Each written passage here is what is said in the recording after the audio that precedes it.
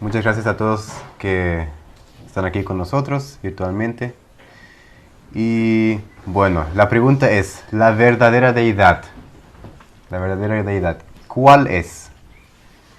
Porque hay muchas teorías, pero ¿cuál es la que presenta la Biblia y los escritos de la hermana White? Y eso es el tema del estudio de hoy. Bueno, el primer punto que todos sabemos seguro y que podemos quizás pasar es que Dios es uno, ¿verdad? Eso sabemos todos. Hay muchos y mucho más de lo que tenemos acá en pantalla. Muchos versículos que dicen eso.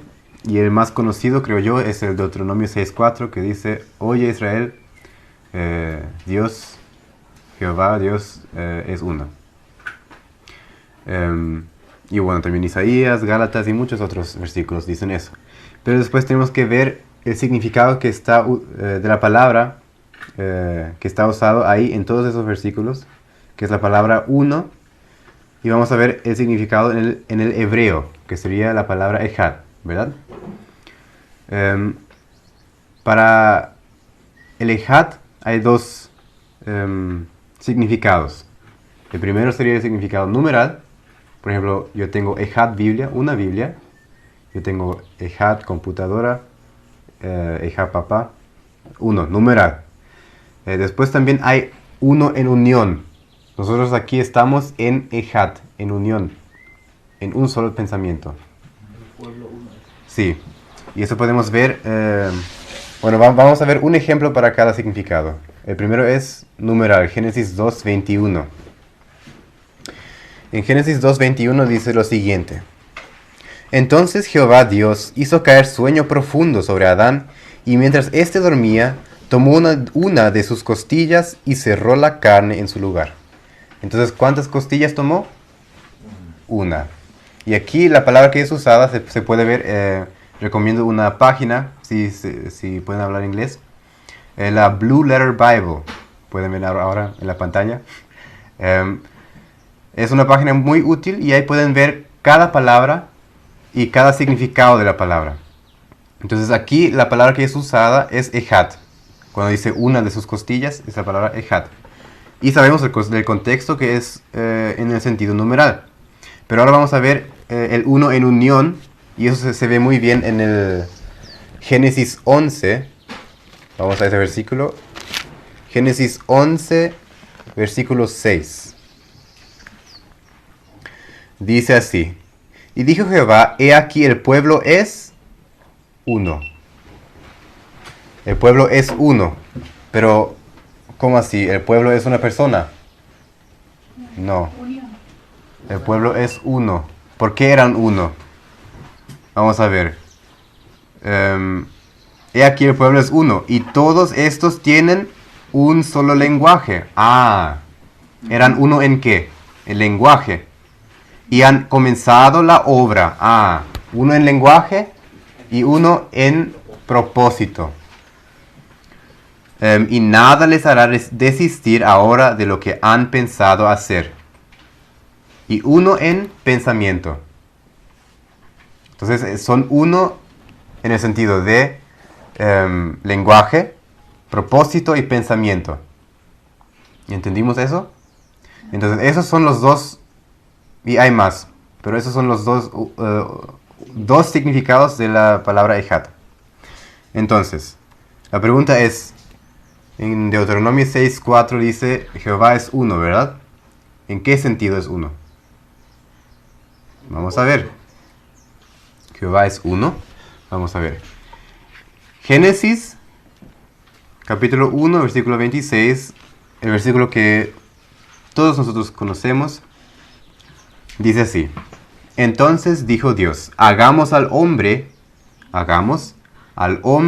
a nuestra imagen, conforme a nuestra semejanza, y señoree en los peces del mar, en las aves de los cielos, en las bestias, en toda la tierra, y en todo animal que se arrastra sobre la tierra. Entonces aquí dice que dijo Dios, hagamos. Ok, puede estar hablando con los ángeles, ¿verdad? Pero después dice, a nuestra semejanza, a nuestra imagen. Entonces, por lo menos hubo una persona más, que tuvo la misma imagen y la misma semejanza que Dios. Y sabemos que los ángeles no son la misma semejanza y la imagen de Dios, ¿verdad? Y después también un versículo muy interesante es en Isaías capítulo 44. Pido que abran sus Biblias con nosotros.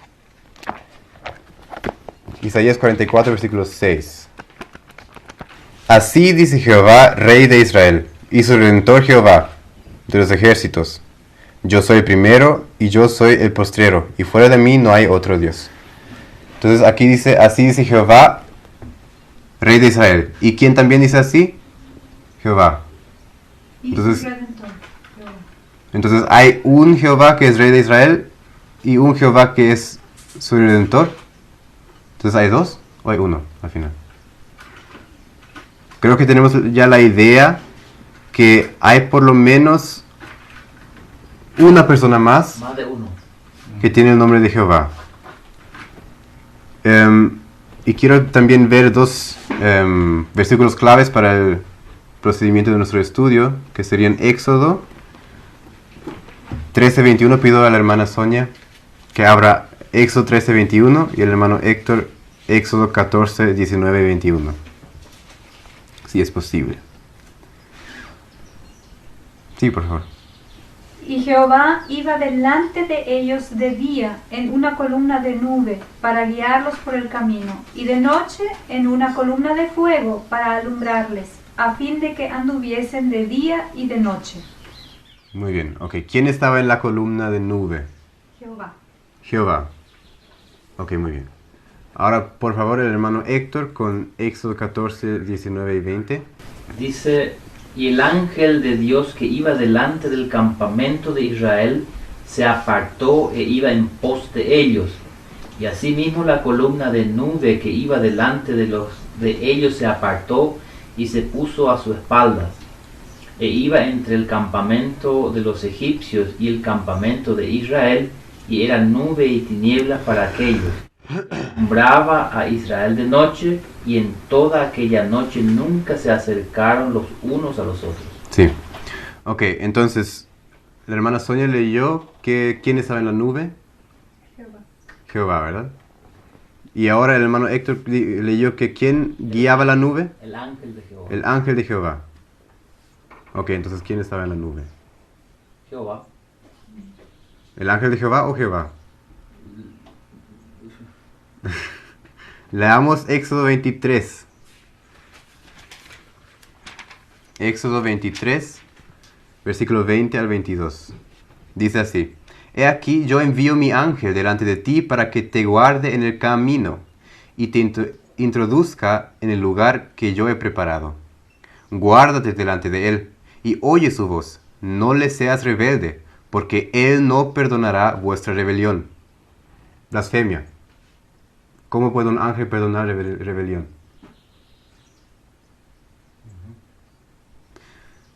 Sigue diciendo, porque mi nombre está en él. ¿El nombre de quién? ¿Quién está hablando aquí? Jehová. Jehová, ¿verdad?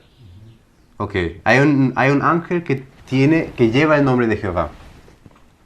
Pero si en verdad oyeres su voz e hicieres todo lo que yo te dijere, entonces ¿a quién tenemos que oír? ¿A Jehová o al ángel? Seré enemigo de tus enemigos y afligiré a los que te afligieren.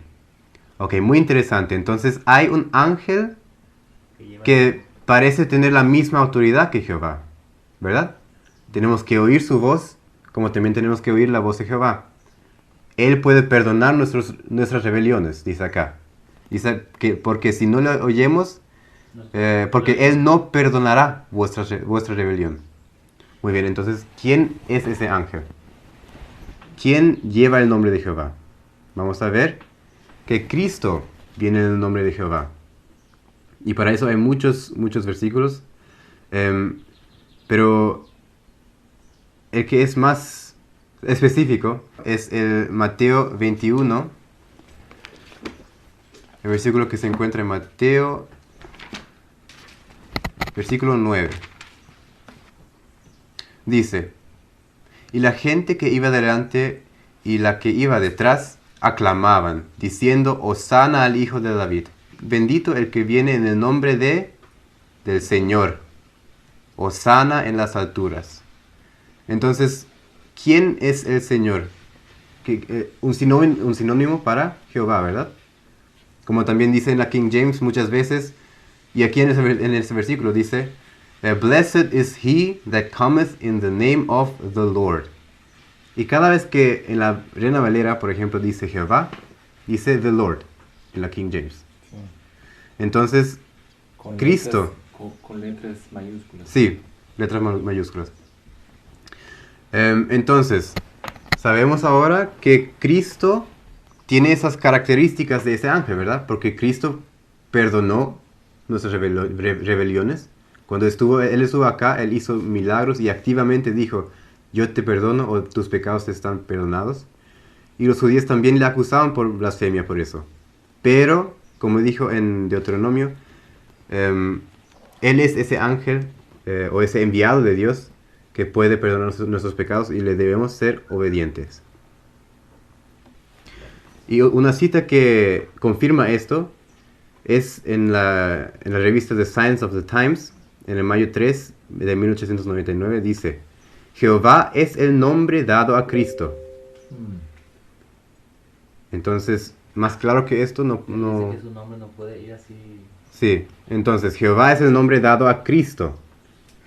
He aquí que Dios es mi salvación.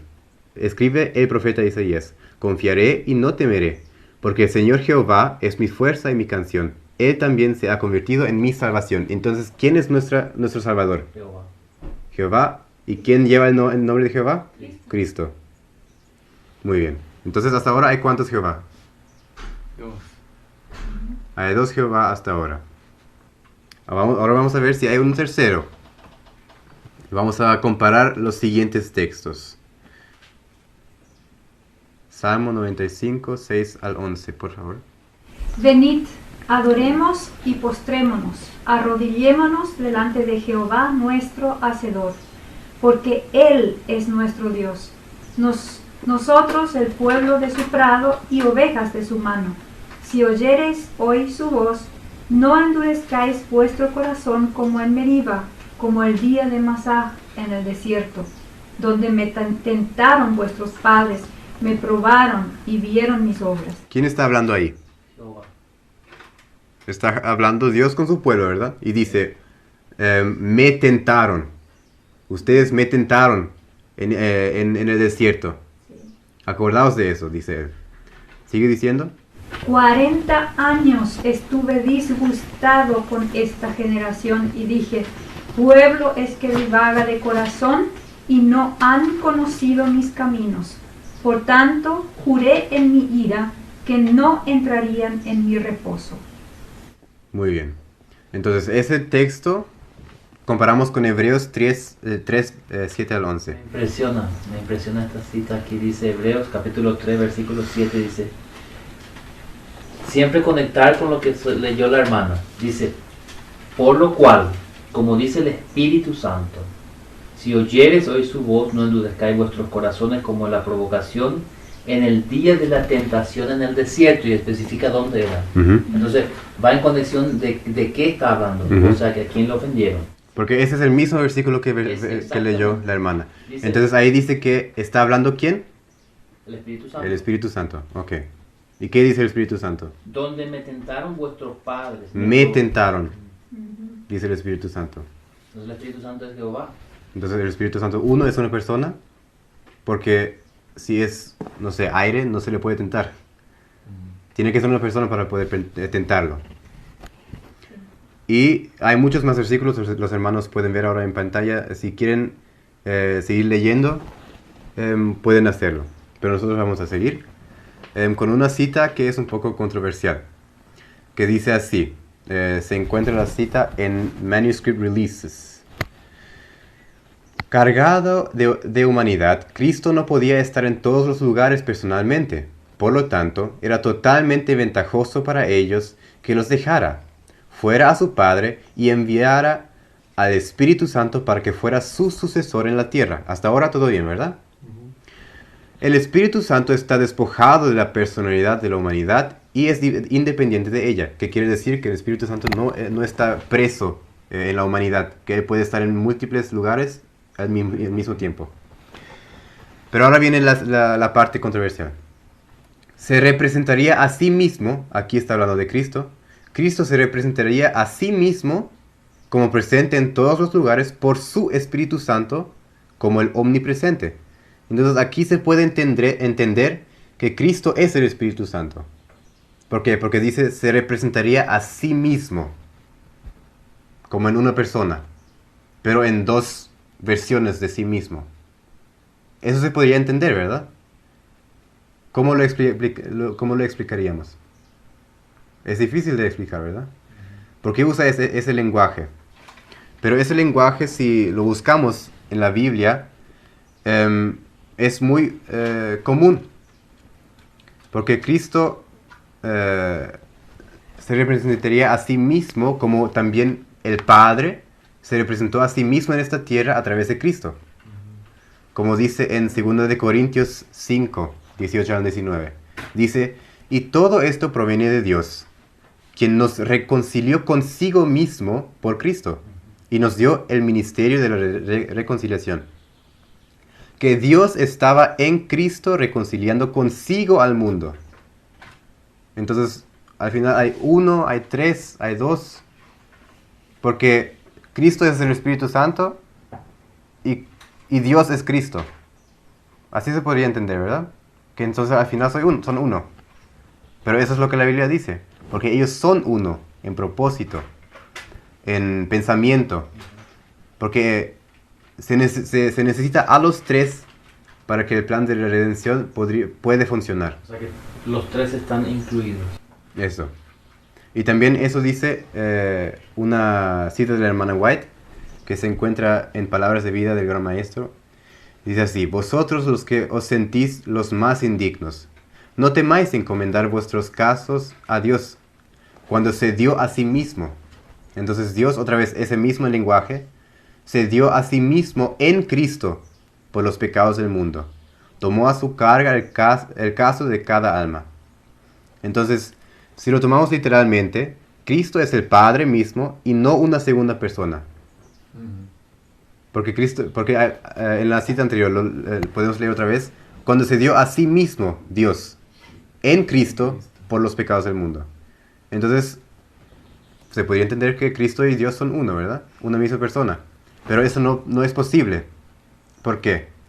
Porque dice en Mateo 24:36, pero del día y la hora nadie sabe, ni aun los ángeles de los cielos, sino solo mi Padre. Entonces Cristo tampoco no sabía cuándo sería ese tiempo, cuando Él volvería.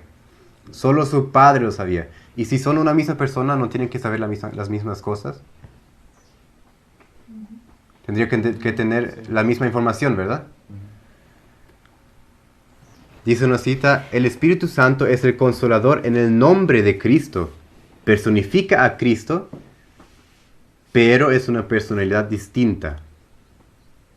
Lo encontramos en Manuscript Releases. Entonces, el Espíritu Santo le representa a Cristo. O sea, es Cristo para nosotros, porque no nos dejará huérfanos, dijo él, ¿verdad? Sino que enviará a un Consolador, quien es el Espíritu Santo, en nombre de Cristo, quien personifica a Él, pero no es Él. Es una personalidad distinta. Entonces, ¿qué es una personalidad? Una personalidad es la diferencia individual que distingue una persona de la otra. Entonces, el Espíritu Santo es otro individuo y es otra persona. Y ahora venimos a otro, creo que esto está claro, venimos a otro punto controversial, que es el bautismo. ¿Por qué bautizaron los discípulos solo en el nombre de Jesús? Esa doctrina es lo que se está regando hoy. Todos bautizaron en el nombre de Jesús. En todos los versículos, en Hechos. Cada bautismo, ellos bautizaron en el nombre de Cristo. No usaban el Padre, el Hijo y el Espíritu Santo. Entonces hay la teoría que el versículo de Mateo 28:19 es añadido. Que cuando dijo Jesús que deben bautizarlos en el nombre del Padre, del Hijo y del Espíritu Santo. ¿Verdad? Ok. Pero si comparamos todos los escritos de la hermana White con la Biblia y también el versículo de Mateo 28, 19, que no es añadido, vemos que Ellen White tampoco veía un problema con eso. Ellos los usaba como sinónimo. El Padre, el Hijo y el Espíritu Santo, y también solo decía Cristo. Lo usaba como sinónimo, como también en la Biblia es usado el nombre de Jehová para los tres. Entonces, si vemos el nombre original de Cristo en el hebreo, sería el nombre Yehoshua. ¿Y qué significa ese nombre? Yeho proviene del nombre de Jehová, ¿verdad? Yeho. Ok. ¿Y Shua? ¿Qué significa Shua? Significa salva o salvación. Jehová salva. Entonces, en Cristo, Jehová salva, ¿verdad? Jehová salvó al mundo a través de Cristo. ¿Y Jehová es quién? El Padre, el Hijo y el Espíritu Santo. Los tres. Tienen una parte en esa salvación. Entonces, se necesita a los tres para ser salvos. Y para algunos ejemplos, esos son solo algunos, como dije, porque en todos los bautismos en Hechos, se bautiza en el nombre de Jesús. Por ejemplo, Hechos 2:38, que dice, bautícese cada uno de vosotros en el nombre de Jesucristo. Y, como dije, muchos más. Pero si leemos esta cita de la hermana White, que se encuentra en Hechos de los Apóstoles, vamos a notar algo muy interesante. Dice así, los discípulos habían de realizar su obra en el nombre de Cristo. Ok, muy bien. Todas sus palabras y hechos habían de llamar la atención al poder vital de su nombre. ¿De cuál? De Cristo. Para salvar a los pecadores. Ok. Su fe habría de concentrarse en aquel que es la fuente de la misericordia y el poder. En su nombre, ¿cuál nombre estamos hablando? De Cristo, todavía. Habían de presentar sus peticiones ante el Padre y recibirían respuesta. Y ahora dice algo muy, muy interesante. Habían de bautizar en el nombre del Padre, del Hijo y del Espíritu Santo. Punto. Y después dice otra vez, en el nombre de Cristo había de ser su consigna, su divisa distintiva, su vínculo de unión, la autoridad para su curso de acción y la fuente de su éxito. Nada que no llevaría su nombre y su inscripción había de ser reconocido en su reino. Aquí vemos claramente que ellos lo usó como sinónimo, porque dice 1, 2, 3, 4, 5 veces nombre de Cristo y una vez en el nombre del Padre, del Hijo y del Espíritu Santo. Entonces ella tampoco no tuvo ningún problema con eso, porque los tres tienen el nombre de Jehová. Es como Pablo en algunos de los libros encierra el libro diciendo, la gracia de Jesús sea con todos ustedes. Y en otras veces, la gracia el amor de Dios el Padre, la gracia de Jesús y el Espíritu Santo. Eso. O sea, no quiere decir que está negando, sino es una forma abreviada, porque también estaba en contraste con el bautismo de Juan. ¿Es el bautismo de Juan o de Jesús? O sea, Hechos 19. No de Juan, no de Jesús. Entonces, es una forma abreviada de decir cuál es. No quiere decir que está negando. Porque uno de los tres no está nombrado en un versículo, no quiere negar la existencia de uno de los tres. No quiere decir que es la fórmula. Eso. Que se dice en la hora de... Entonces, ya ahora sabemos que los tres llevan el nombre de Jehová. Y dos, cuando nos nombramos Jesús, decimos Jehová también. Porque el nombre de Jesús es Yehoshua, Jehová salva. Porque esa era su función. Él vino a esa tierra para hacer nuestro sacrificio. Entonces, necesitamos al trío celestial para rescatar a la humanidad en perfecta unidad. Y vamos a ver por qué. ¿Qué era la función de cada uno en el plan de salvación? Dice el deseado de todas las gentes, las palabras aún no ha venido mi hora, indican que todo acto de la vida terrenal de Cristo se realizaba en cumplimiento del plan trazado desde la eternidad. Antes de venir a la tierra, el plan estuvo delante de él perfecto en todos sus detalles. Pero mientras andaba entre los hombres, era guiado paso a paso por la voluntad del Padre. En el momento señalado, no vacilaba en obrar. con la misma sumisión, esperaba hasta que llegase la ocasión. Entonces, los tres hicieron el plan en el cielo, ¿verdad? Desde la eternidad.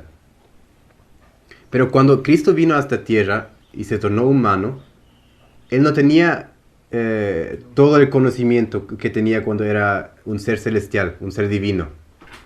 Él estaba limitado. Él debía ser como nosotros, ¿verdad? Entonces, Él era guiado en la voluntad del Padre. ¿Por quién era guiado? ¿Quién le guiaba a Cristo? Vamos a ver. Dice, primero los escritos, después de bautizado Jesús en el Jordán, le condujo ¿quién? El Espíritu al desierto para que el demonio lo tentara. El Espíritu Santo lo había preparado para aquella escena singular de terrible tentación. Entonces, ¿quién le guiaba en la voluntad del Padre? El Espíritu Santo. Muy bien. Entonces, el Padre, ¿qué era la función?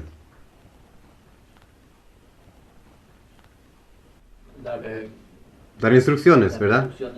Él estaba en el cielo, en el trono sentado, y daba instrucciones al Espíritu Santo. El Espíritu Santo venía a la tierra y lo conducía a Cristo en la voluntad del Padre.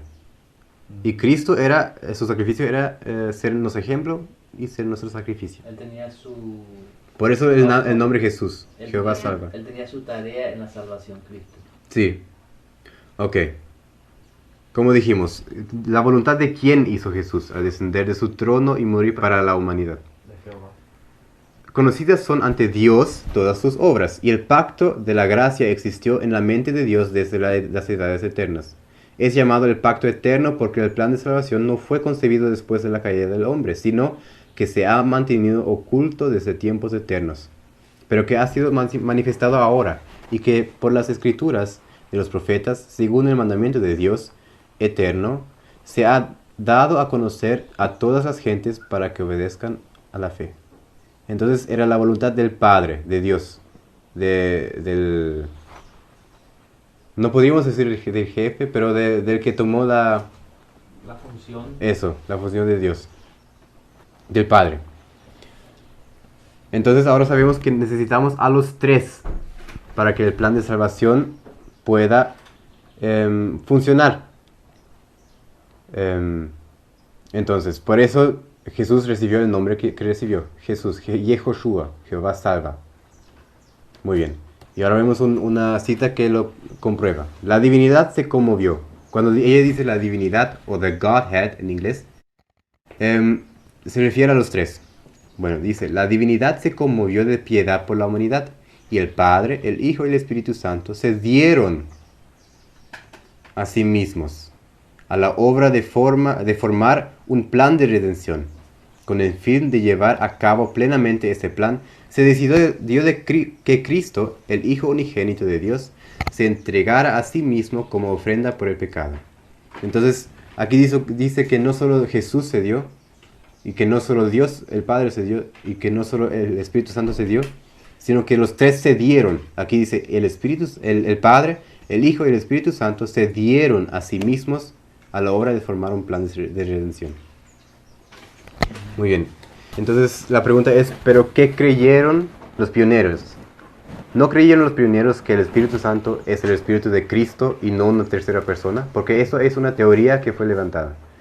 Que los pioneros no creían en la Trinidad, o sea, en la deidad compuesta de tres personas. Para mirar este punto tenemos que adquirir un poco de información primero. El arianismo es otra teoría sobre la deidad, que el Hijo no era igual al Padre, que no era de la misma esencia, que no era ni infinito ni eterno, que era una criatura, es decir, la más perfecta criatura por la cual todos los demás seres fueron creados. Entonces, el arianismo dice que Cristo no es un Dios eterno, que no ya existía desde la eternidad, sino que es un ser creado. Pero el ser creado más excelso, más perfecto, que se le fue también dado también el poder de crear. Y ahora vamos a ver el trinitarismo, pero católico. ¿Qué es el trinitarismo católico? El trinitarismo católico dice: creo en un Dios, y eso está en la iglesia de nuestros padres, es como matinal de iglesias de los católicos. Dice: creo en un Dios Padre Todopoderoso, Creador del cielo y de la tierra, y de todas las cosas visibles e invisibles. Y creo en un Señor Jesucristo, el unigénito de Dios, generado por su Padre antes de todos los mundos. Entonces, ¿qué significa generado? No es lo mismo que creado, ¿verdad?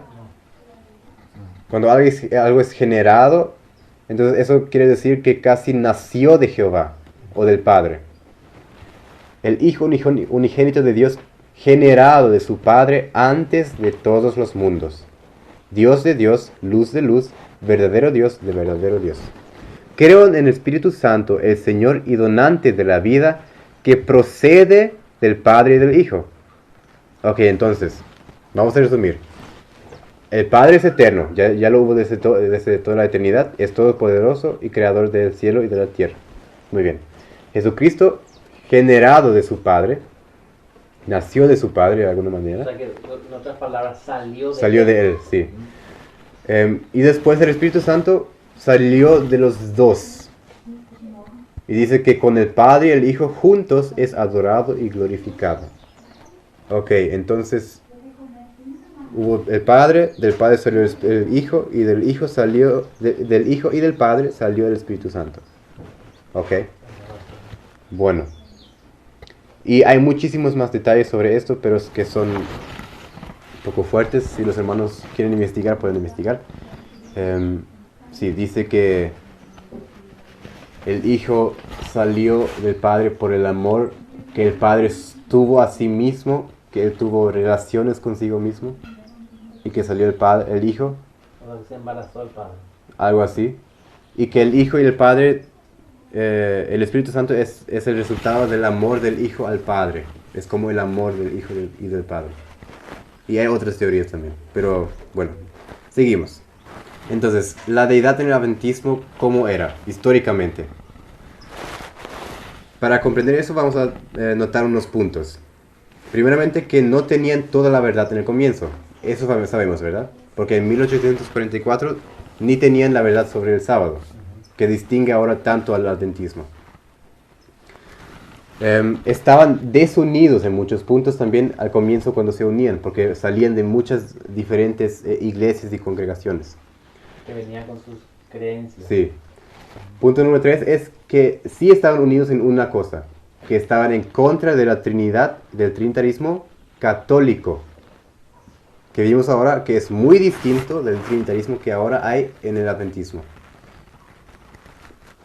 Tendían hacia el arianismo, o hacia el semi-arianismo, que Jesús procedió del Padre, o que Jesús es el unigénito literal, el Hijo del Padre, o que Jesús sí procedió del Padre, que fue creado. Eso es el arianismo y el semi-arianismo. Pero Dios les dio a ellos a la mensajera del Señor, que es la hermana White, para corregir los errores. Y aquí hay un ejemplo que escribió el hermano James White en la Review and Herald, que dice, como errores fundamentales de ellos como adventistas, necesitamos clasificar con el sábado falso, o sea, el domingo que ellos guardaban. Otros errores que los protestantes trajeron de la Iglesia Católica, tales como el bautismo por aspersión, la Trinidad, pero aquí dice de qué iglesia?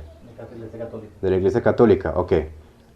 Vamos a seguir. La Trinidad, la conciencia de los muertos y la vida eterna en miseria, o sea, el infierno.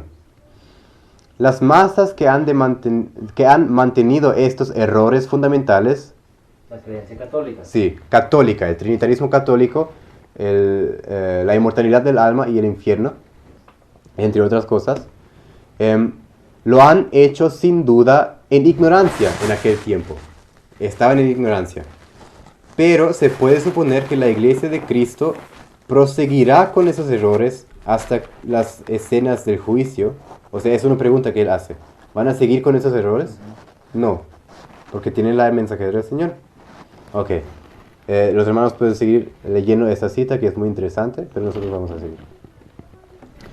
Después es de un hermano también que es experto en la historia adventista, el hermano Gerhard Pfannel, que escribió lo siguiente: la evidencia de un estudio de la historia adventista indica que desde los primeros años de nuestra iglesia hasta los años de la década de 1890, una entera corriente de escritores tomaron una posición aria o semi-aria. Entonces, el entendimiento sobre Cristo presentado en aquellos años por los autores adventistas era que había habido un tiempo en que Cristo no existía,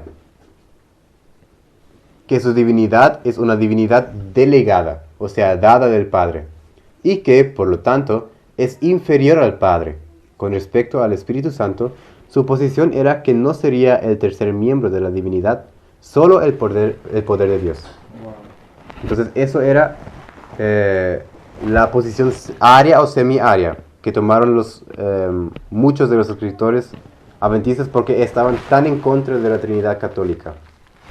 ¿Creemos nosotros eso? ¿Eso es lo que dice la Biblia? Lo que dice la hermana White no sobre eso, pero sobre sus errores que tenían al comienzo, es que no podemos por un momento pensar que no hay más luz, que no habrá más verdad que dar. Entonces, ellos no podían pensar, ok, nosotros somos la iglesia adventista, somos llamados por Dios, ya está. Estamos perfectos ya, no hay nada más que aprender. Como nosotros ahora tampoco no podemos decir eso. Dice la hermana White también, no podemos mantener la opinión de que una posición una vez asumida, una vez abogada la idea, no debe bajo ninguna circunstancia ser abandonada. Hay solo uno que es infalible, que no es la iglesia adventista, sino que es aquel que dice ser el camino, la verdad y la vida, quien es Jesús. Dios no empleó a los pioneros para corregir a la profetisa, sino que empleó a la profetisa para corregir a los pioneros. Dice Ellen White también sobre un error que ellos tenían teológico en el comienzo, que ella también pensaba así. Dice así, dice la hermana White sobre un error que ella también creía antes que el Señor se lo revelaba. Por un tiempo después del chasco de 1844, sostuve junto con el conjunto de adventistas que la puerta de la gracia quedó entonces cerrada para siempre para el mundo. Pero sabemos ahora que hasta ahora no está cerrada. Tomé esa posición antes de que se me diera mi primera visión.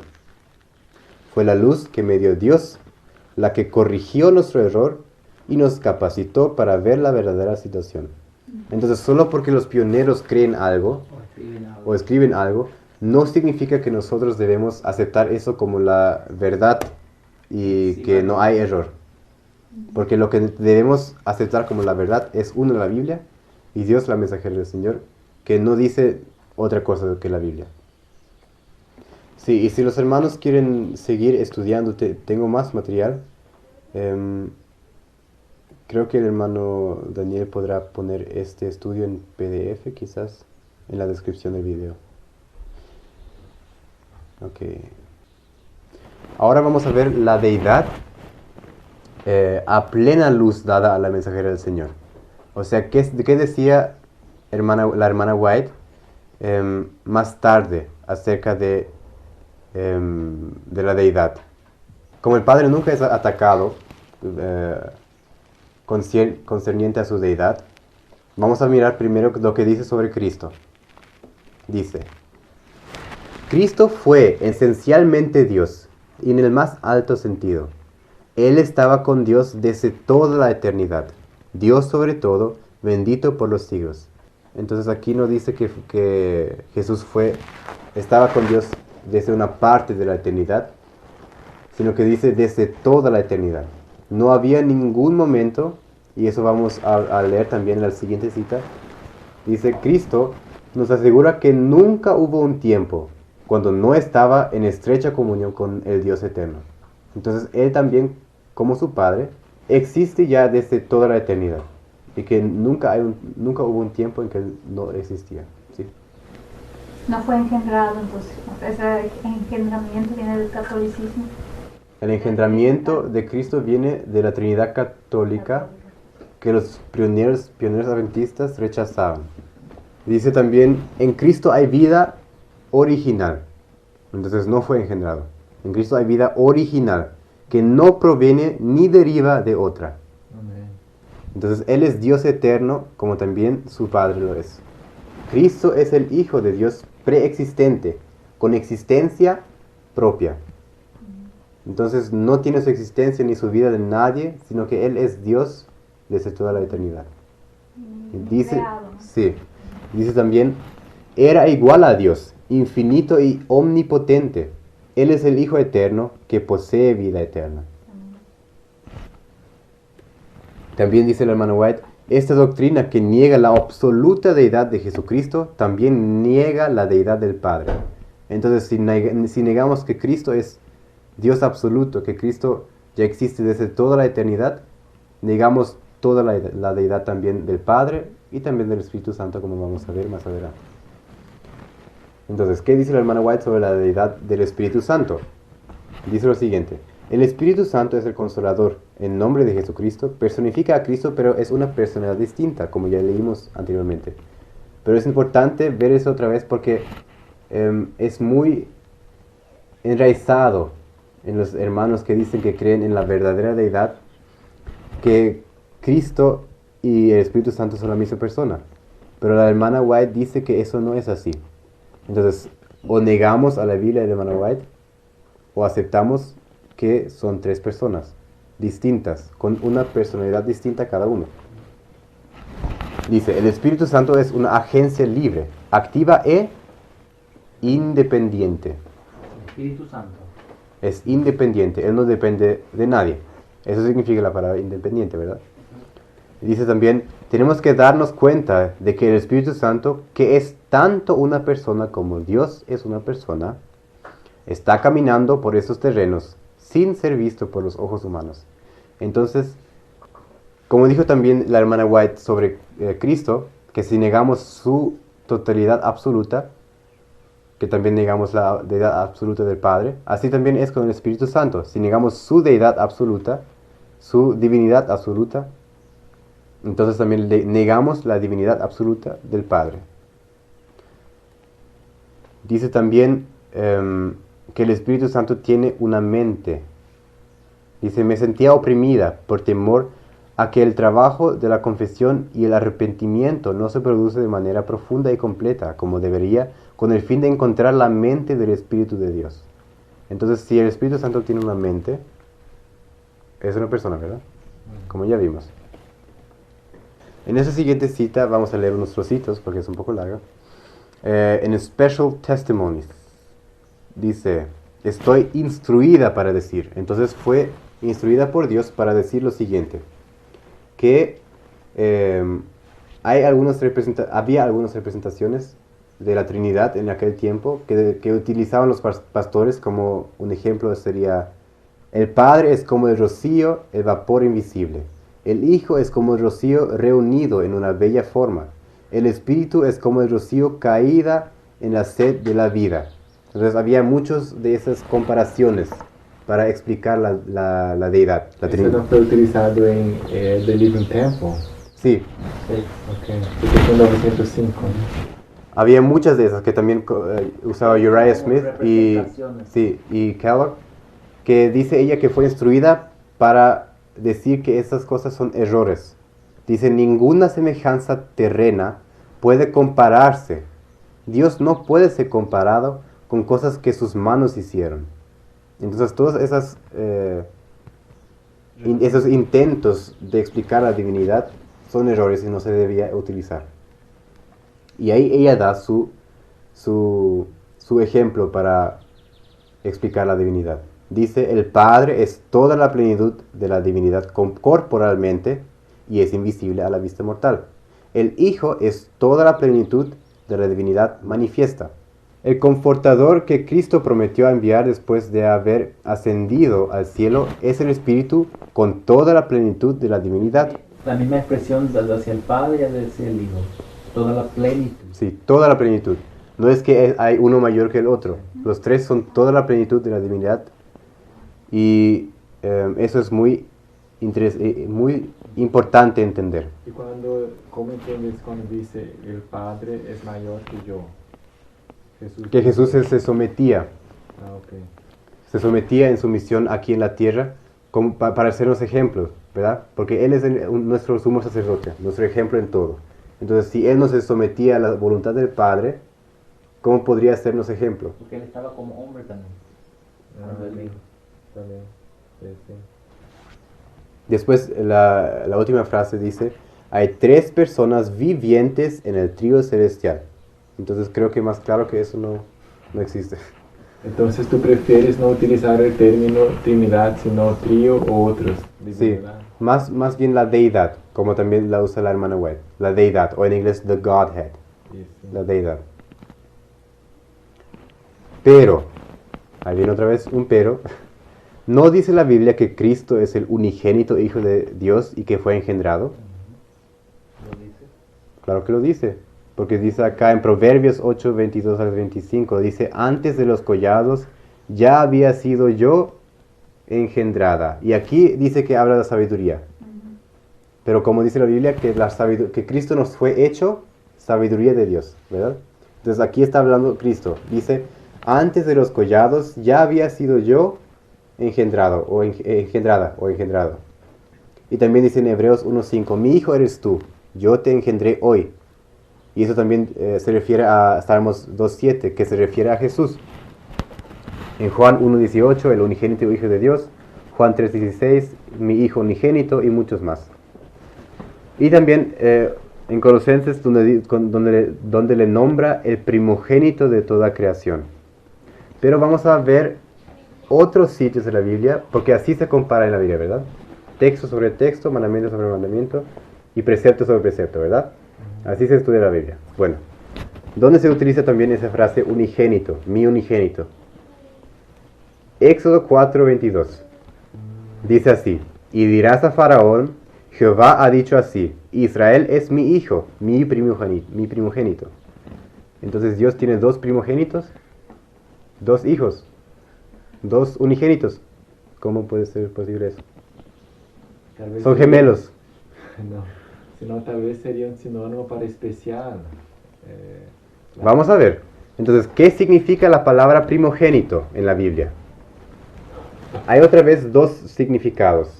Hay el uso literal, como también dice en Mateo 1:25 sobre el nacimiento de Jesús, y dio a luz a su hijo primogénito, porque hijo fue el hijo primogénito de María. Y también en muchos otros versículos cuando habla de los nacimientos de otros personajes bíblicos. Pero también hay el otro uso de la palabra que es importante para nosotros entender, que sería el uso figurativo o simbólico de la palabra primogénito. Vamos para eso a uno que me parece el más interesante. En Salmos 89, vamos a Salmos 89. Los hermanos pueden leer todos los textos como yo recomendaría, pero nosotros vamos a leer solo uno en este caso. Salmos 89, versículo 27. Aquí habla Jehová a David y dice, yo también le pondré por primogénito. Y después explica qué es primogénito. Dice, el más excelso de los reyes de la tierra. Entonces, ¿qué significa primogénito? O sea, ¿para qué también es sinónimo? Para el más excelso. Para el más especial. El más importante, el más especial, el más poderoso. Le pondrá a David como su primogénito entre los reyes, el más excelso. Y también hay muchos otros ejemplos, como dije. Me gustaría también leer con los hermanos en el libro de Romanos, Romanos capítulo 8, versículo 29. Ahí habla de Jesucristo. Porque a los que antes conoció, también los predestinó para que fuesen hechos conformes a la imagen de su Hijo, para que Él sea el primogénito entre muchos hermanos. Ok, el primogénito, Cristo es el primogénito, ¿verdad? Eso ya sabemos. Pero ¿cómo puede ser el primogénito entre muchos hermanos? ¿Cristo tiene hermanos? Sí, nosotros somos sus hermanos, ¿verdad? Pero aquí, entre muchos hermanos, dice acá, para que Él sea el primogénito entre muchos hermanos. Entonces, ¿cómo podemos explicar eso? Aquí la palabra utilizada en primogénito es prototokos, prototokos, que significa el principal o el más importante. También puede significar el heredero, el preeminente, el más exaltado, como también podemos leer en Hebreos 12:23. Y también un versículo que me gustaría leer es en Colosenses 1:18, que también se le llama a Cristo como el primogénito, pero ahí no entre muchos hermanos, sino que entre los muertos. Vamos a leer Colosenses 1:16. Dice así: y Él es la cabeza del cuerpo, que es la iglesia. Él que es el principio, el primogénito. Ahí vemos que se utilizó 3 palabras como sinónimo, ¿verdad? La primera es, Él es la cabeza de la iglesia. Después dice, Él es el principio. Después dice el primogénito de entre los muertos, para que en todo tenga la preeminencia. Entonces, si lo tomamos otra vez literalmente, ¿qué podemos decir? Cristo fue el primer humano en morir, el primogénito entre los muertos. Él fue el primero que murió. Y tampoco el primero que resucitó. Tampoco, porque eso fue Moisés. Entonces, ¿qué entendemos aquí? Él es la persona más importante de entre los muertos. Sí. Porque sin esa muerte, que fue la muerte de Jesús, nadie se puede salvar. Entonces, ese es el uso, o sea, ese es como se entiende mejor o correcto la palabra primogénito cuando se refiere a Cristo. Cuando se dice que Él es el primogénito, el unigénito, se quiere decir que Él es el más importante, el más exaltado, el más excelso entre todos. Porque Él es quien nos salva, ¿verdad? Muy bien. Entonces, otra cosa que podemos ver cumpliéndose también en Cristo cuando se utiliza la palabra primogénito en Él, son los privilegios que tienen los primogénitos. ¿Qué tienen como privilegio los primogénitos? Los primogénitos tienen la doble herencia, ¿verdad? O sea, la herencia del primogénito es la doble herencia. ¿Cómo lo tenía quién? José. ¿Pero José fue el primogénito? No, pero era el más importante, el más excelso, ¿verdad? El que él era más fiel a Dios. El primogénito espiritual. Eso, entonces él tenía la doble porción. Después, otro privilegio que tiene el primogénito es la mayordomía en la casa. Y también el sacerdocio, liderazgo espiritual en la casa cuando el padre no está. Entonces él tenía la responsabilidad de dar los estudios, de dirigir los cantos en casa y todo eso. El sacerdocio. Entonces, ¿cómo se refleja eso en Cristo? Cristo tiene la doble porción, la herencia del Padre. Entonces, vamos a ver Cristo como sacerdote. Bueno, creo que no vamos a leer los versículos, pero si los hermanos quieren leer los versículos, aquí están, que dicen sobre Cristo que Él es sacerdote. Dice, tú eres el sacerdote para siempre. Para siempre tiene un sacerdocio inmutable, porque tal su sumo sacerdote nos convenía. Y habrá sacerdote a su lado. Entonces, todos esos versículos hablan de Cristo como sacerdote. Muy bien. Cristo es sacerdote, muy bien. Otro privilegio que tenía el primogénito era la mayordomía, ¿verdad? O el reinado en la casa, cuando el padre no estaba. ¿Cristo es rey? Aquí dice, he aquí tu rey vendrá a ti. el Cristo, Rey de Israel. He aquí tu Rey viene, y muchos más versículos. Entonces, vemos también a Cristo como Rey. Ahora solo falta, ok, sacerdote, sí, check. Cristo como mayordomo o Rey, sí, es Rey. Cristo es heredero, vamos a ver. En Hebreos 1:2 dice que Dios le constituyó a Cristo como heredero. Y nosotros seremos coherederos con Cristo, porque Él es el primogénito y tiene la primacía. no, el derecho a la herencia. Ok, y ahora venimos a otro problema, porque hay muchos problemas que tienen los hermanos, o sea, muchas oposiciones, muchas teorías que tienen que ser aclaradas. Una de esas es esta. Pero ¿no dijo Cristo que Él estará con nosotros hasta el fin? Sí. Entonces, pero si el Espíritu Santo está con nosotros, ¿por qué no es la misma persona?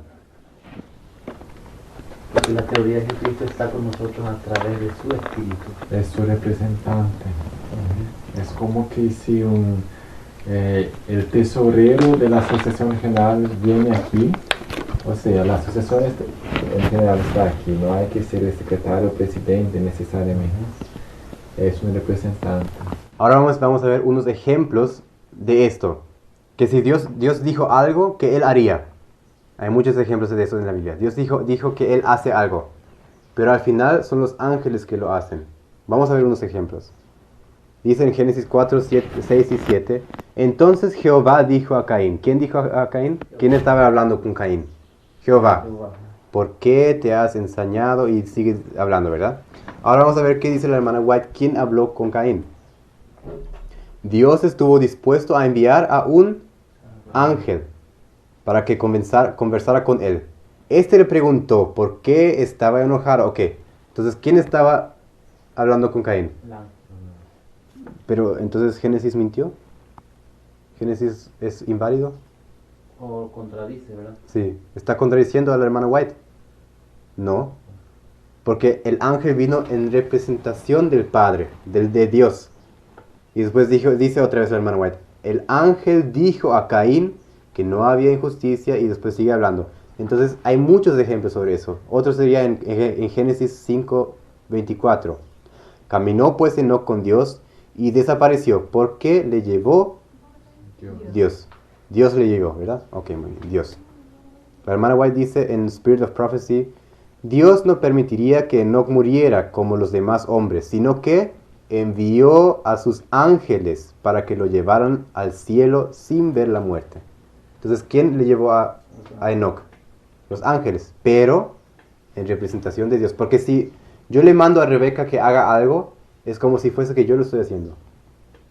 Si el hermano Daniel me manda a hablar on his behalf. En su nombre. Sí, si el hermano me envía con un mensaje suyo para hablar en su nombre a su esposa Betsy, entonces es como si fuese que él está hablando.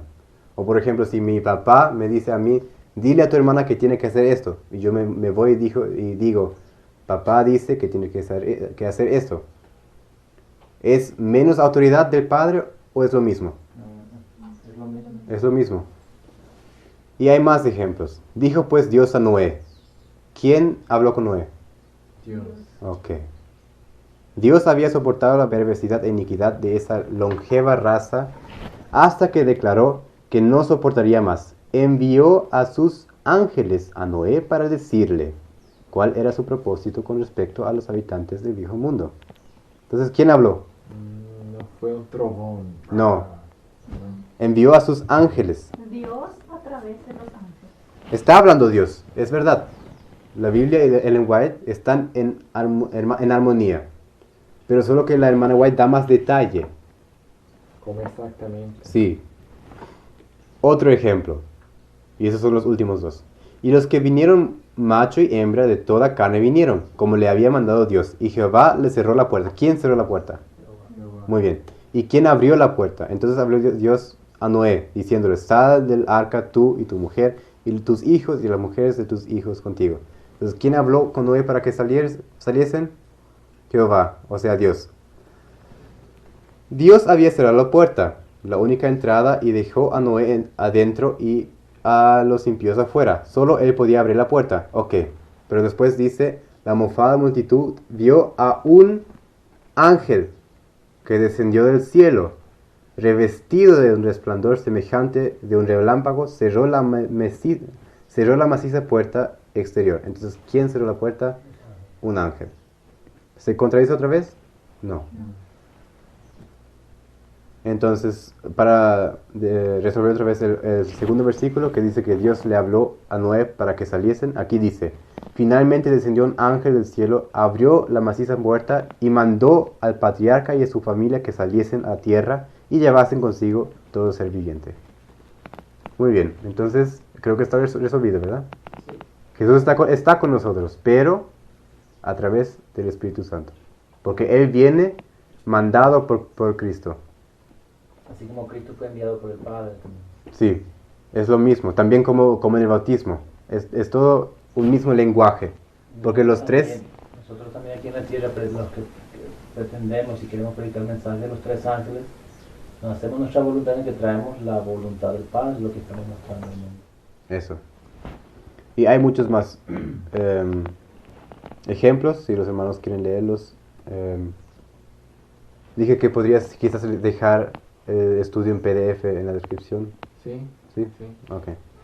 Pueden leerlo en el PDF. Muy bien. Y por último quería decirles a los hermanos que si llegan a conocer a alguna persona que tiene esta mentalidad antitrinitaria y dice que no, que los pioneros que estaban en contra de la Trinidad y que los escritos del hermano White y no sé qué todo. Yo tengo muchos ejemplos de hermanos que empezaron con esto y terminan rechazando al hermano White. Porque si nosotros nos ponemos a elegir, esto sí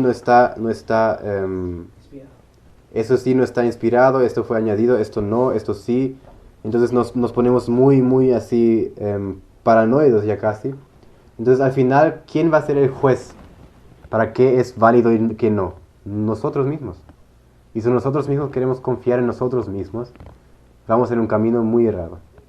Entonces confiemos en Dios y confiemos que Él proporciona a nosotros la luz que necesitamos y que su palabra está sin mancha, sin adulteración. Ok, saludos una vez más a cada uno con la gracia y la paz del Señor. Nosotros hemos tenido experiencias referente a lo que el estudio que ha hecho Jonathan, y eso fue lo que impulsó a él poder estudiar sobre ese asunto, lo que es la verdadera deidad, porque nosotros mismos habíamos enseñado eso, porque nos llegaron y nos expusieron también esta teoría, lo cual tiene muy buenos fundamentos, tengo que decir, por eso tenemos que ser cuidadosos y no aconsejo... Muy buenos razonamientos. Sí, entonces no aconsejo a los hermanos, tenemos que nosotros ser caballerosos, tenemos que ser respetuosos con todos. En el libro de Judas dice en el capítulo 1, claro, versículo 22, dice a algunos que dudan, o sea, vamos a suponer, llegamos aquí en la casa del hermano Daniel Silveira y él dice, ¿sabes qué? Ese asunto de la Trinidad o de la deidad no me queda bien claro. Estoy teniendo algunas dudas. ¿Será que podemos explicar juntos para poder reforzar nuestra fe, mi fe en cuanto a este asunto? Ahí sí, dice la Biblia, a los que dudan convencerlos. Pero si hay personas que ya están seguros que el Espíritu Santo es solamente el soplo y es solamente... es como que el Espíritu de Cristo y que no es una persona, y ellos se aferran en eso, no vale la pena discutir con ellos o querer convencerlo a ellos. Una manera que me parece muy razonable hablar con ellos es exponerles la Trinidad Católica como es en verdad, porque si pensamos bien, ellos están más cerca de la Trinidad Católica que los adventistas hoy en día. De hecho, ese es el asunto, porque también ellos comprueban con textos bíblicos, tratan de probar con textos bíblicos de que Cristo fue engendrado por el Padre. Eso a mí la verdad que me llamó mucho la atención, una vez más ahora que puse y estuve mirando la exposición, porque ellos creen eso, de que el Padre engendró a Cristo. No fue creado, sino que fue engendrado. Entonces eso quería aconsejar a los hermanos, que no vale la pena discutir con ellos, tratar de convencer, sino que entre nosotros, los que tengamos dudas, poder ahí sí ayudarnos, pero si ellos están seguros, no vale la pena. Ok, Eso quería dar como mensaje a los hermanos. está bien. Ok, muy bien. Y para finalizar, deseo que la gracia del Señor Jesucristo, el amor de Dios y la comunión del Espíritu Santo sea con cada uno de vosotros. Amén. Amén. Amén.